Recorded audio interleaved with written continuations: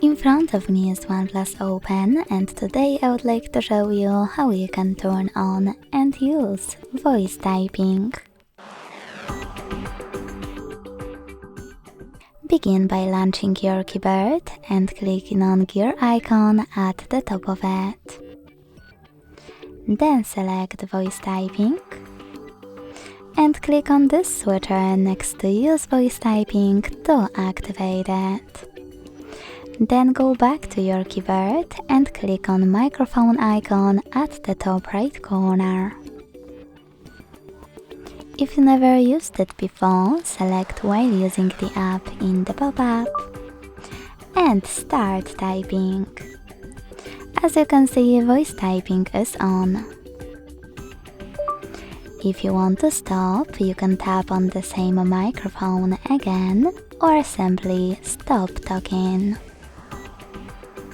Thanks so much for watching. If you enjoyed this video, leave a like, comment and subscribe. Bye!